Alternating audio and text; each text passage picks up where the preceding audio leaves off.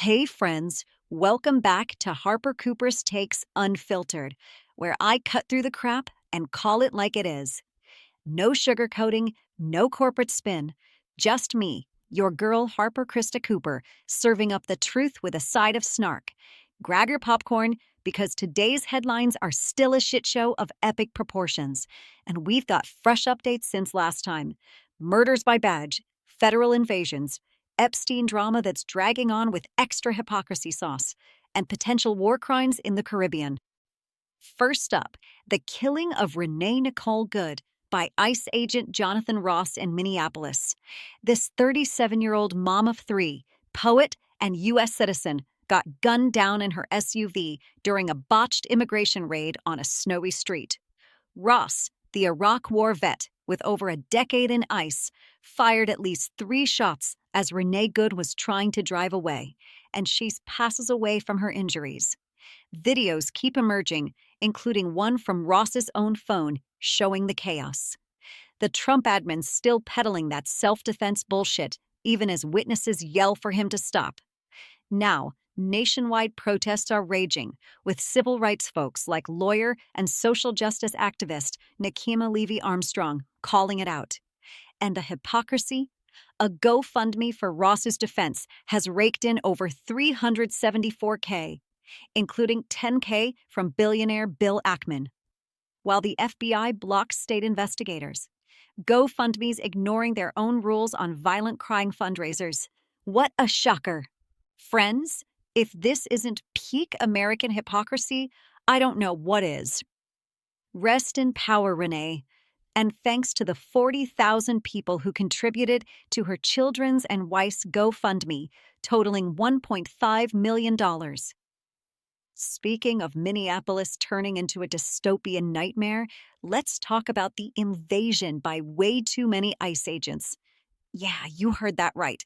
Trump dropped a ton of feds into the Twin Cities for what they're calling the largest immigration operation ever, targeting the Somali community over some welfare fraud claims. Now they're piling on hundreds more, pushing the total possibly to 3,000. Agents are stopping folks in all types of locations, demanding papers like it's Nazi Germany 2.0.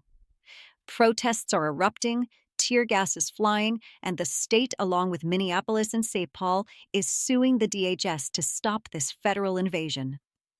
Mayor Frey's out here saying it feels like an occupation.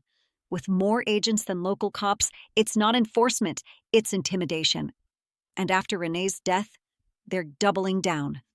Friends, this screams authoritarian overreach. Now, shifting gears to the Epstein files. Latest updates are a masterclass in government foot-dragging. DOJ's released about 125,000 pages out of millions under the Transparency Act, which is 1% of the total files.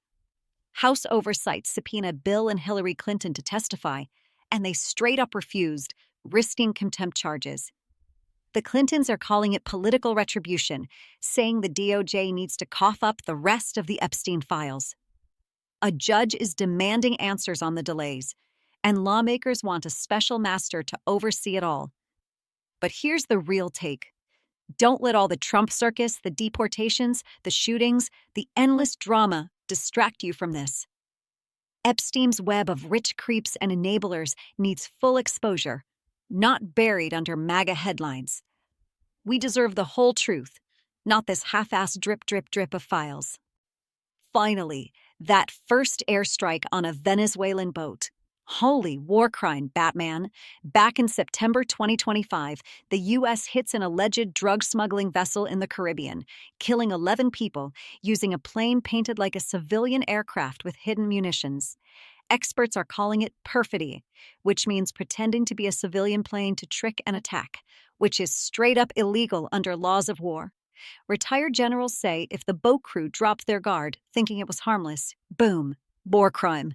This is part of Trump's narco-terror crackdown. But disguising military gear? That's not tough. That's sneaky and wrong. If we're playing global cop, at least follow the damn rules. All right, friends, that's the unfiltered take on today's madness. America, we're in the thick of it. Murders, invasions, cover-ups, and shady strikes. Stay vigilant. Call out the BS and don't let them grind you down. Hit like if you're as pissed as I am, subscribe for more truth bombs, and drop your thoughts in the comments. Until next time, stay safe and keep it real. Peace out.